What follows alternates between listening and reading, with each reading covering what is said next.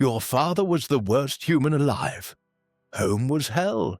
Escape only in your dreams.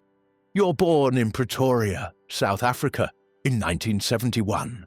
Congratulations, you've just entered the world as the son of Elon Musk, a brilliant engineer who also happens to be a complete emotional psychopath. Your childhood won't be about toys and fun. It'll be about psychological survival in a house that feels more like a war zone. Your father is a textbook narcissist with an ego so massive it blocks out the sun. From the moment you can form memories, he's telling you that you're stupid, worthless, a disappointment. This isn't discipline. This is systematic psychological abuse designed to destroy your self-worth before you have a chance to develop it. By age 3, you're reading books that 8-year-olds struggle to understand. Your brain is like a super-absorbent sponge, processing information at speeds that frighten adults. But instead of celebrating this, your father finds ways to turn your intelligence into something to feel bad about. You're too weird, he tells you constantly. No one's going to want to be your friend if you keep being so strange. You're learning that being different, being smart, being yourself are things that should be punished, not celebrated. You're living in South Africa during Apartheid, which means you automatically have privileges you didn't ask for because of your skin color. Even as a child, you can sense that something is deeply wrong with the system. The guilt starts building up. Not only are you the weird smart kid, but you're also part of an oppressive system you don't fully understand but can feel in your bones. School is where the bullying really ramps up. Your classmates can smell the difference on you like sharks smell blood. You're small for your age. Socially awkward due to what you'll discover decades later is Asperger's syndrome. And you have this strange intensity that makes other kids uncomfortable. One day, a group of bullies decides you need a lesson. They push you down the stairs so hard that you break your nose and end up with a permanently deviated septum. It's not just physical pain. It's the realization that the world can be casually cruel in ways that make no sense. When you come home bloodied and beaten, do you get compassion? No. Your father finds a way to make you feel like it was somehow your fault. That if you were stronger, more normal, more like he thinks you should be, this wouldn't have happened. Your parents divorce when you're 8, which should be a relief because it means maybe the constant chaos will stop. But your father, being the master manipulator he is, convinces you to stay with him instead of going with your mother to live with grandparents. It's the worst decision of your life so far. The next few years living alone with Errol are like being in a psychological prison where the warden changes the rules constantly just to keep you off balance. You feel like you're walking on eggshells 24/7. Your escape is dreaming. You read voraciously about technology, space, the future. You imagine worlds where things make sense, where intelligence is valued, where you could build something that matters. Mars becomes your early obsession, not just as a scientific destination, but as a symbol of ultimate escape. At 17, you finally get your chance to escape. You manage to get to Canada, where your mother has been waiting for you. It's the first time in years you can breathe without feeling like someone's monitoring every breath. At Queen's University in Ontario, you experience something like normalcy for the first time. It's not that you suddenly become socially adept, but at least you're not being actively tortured at home. You can focus on learning, on building, on dreaming without someone constantly telling you you're a disappointment. You transfer to Wharton in Pennsylvania because you need the best credentials possible for your massive ambitions. But university feels like a golden prison. You're surrounded by smart people, but most of them are playing social games you don't understand and aren't interested in. You graduate with big ideas and exactly zero social skills. You start Zip2 with your brother Kimball, then X.com, which becomes PayPal. When PayPal sells to eBay for $1.5 billion and you walk away with $180 million, you should feel triumphant. But you don't. Money doesn't fill the void that was created in your childhood. It doesn't repair years of psychological abuse. It doesn't make you better at connecting with people. If anything, it makes you feel more isolated because now you have to wonder if people like you for who you are or what you have. Instead of relaxing and enjoying success, you immediately double down. You found SpaceX because you want to make humanity a multiplanetary species. You get involved with Tesla because you want to accelerate the world's transition to sustainable energy. These aren't just businesses to you, they're existential missions.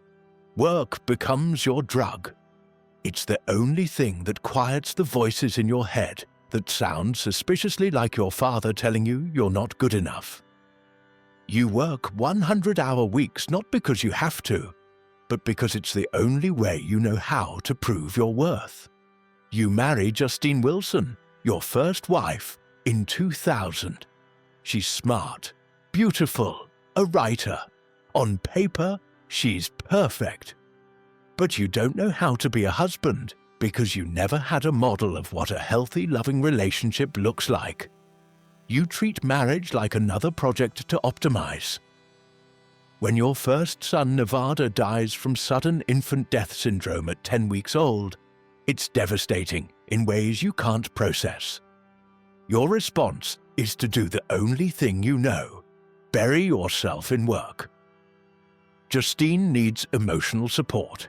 You offer solutions and immediate IVF to replace the lost baby. You have 5 more children with Justine through IVF, but the emotional distance only grows. You divorce in 2008, and it's another failure, to add to the pile of evidence that maybe your father was right about you after all. Tesla nearly collapses during the financial crisis. SpaceX is burning money and failing launches. You're sleeping on the office floor, surviving on Red Bull and pure determination. It's the darkest period of your adult life, but somehow also the purest because you're fighting for something bigger than yourself. When both companies survive and start thriving, you become an unlikely celebrity. People call you the real-life Tony Stark. Finally, you're getting the kind of validation you've been chasing your entire life. But even massive success comes with its own set of problems. Every tweet is scrutinized. Every business decision is analyzed. Every relationship is viewed through the lens of your wealth and fame. Authentic human connection becomes nearly impossible. You have relationships with Amber Heard, then Grimes. With Grimes, you have 2 more children, but even that relationship, which seemed the most genuine, eventually crumbles under the weight of your work addiction and your fundamental inability to do emotional intimacy. In 2021, you publicly reveal you have Asperger's syndrome during your Saturday Night Live appearance. It's a rare, vulnerable moment, admitting that your brain works differently, that the social connections others take for granted are work for you. In 2022, you buy Twitter for $44 billion, partly because you believe in free speech, but also because it's a massive platform where you can seek immediate validation from millions of people. It becomes your social media addiction on steroids. The Twitter acquisition is a disaster from a human relationship standpoint. It alienates former allies, confuses employees, and exposes your desperate need to be liked by internet strangers more clearly than ever before. You start having more children with different women through various arrangements, but it's unclear if you're building a family or collecting achievements. Each child is another attempt to create the loving household you never had, but work always comes first. The Twitter years show a man who has everything but can't stop seeking approval from strangers on the internet.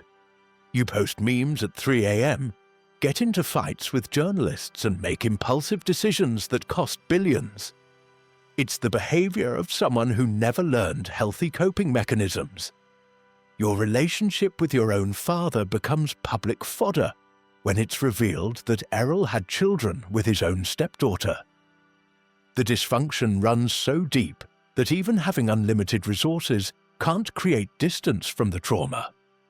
You publicly call him a terrible human being, finally saying what you couldn't as a child. By 2023, you're one of the richest people who ever lived, but you're also one of the most public examples of how childhood trauma can follow you no matter how successful you become. Your Twitter feed reads like a cry for help from someone who has everything, except the ability to be genuinely happy. At the end of the day, you have everything an abused kid could dream of as proof he's worth something. Companies worth hundreds of billions, the respect of the world's brightest engineers, the literal ability to send humans to space. But that 8-year-old boy who was pushed down the stairs, who was called stupid by his father, who felt like an alien on his own planet, is still there. Still seeking approval, still wondering if he's good enough, still dreaming of Mars, not just as a scientific destination, but as a place where he might finally belong. You were born a genius in a world that punishes difference. You became the richest man on the planet but never learned how to be rich. In the things that actually matter, connection, intimacy, inner peace, it sucked to be born Elon Musk. Not because of poverty or lack of opportunity, but because you were raised by a man who confused achievement with love, work with worth, and success with happiness.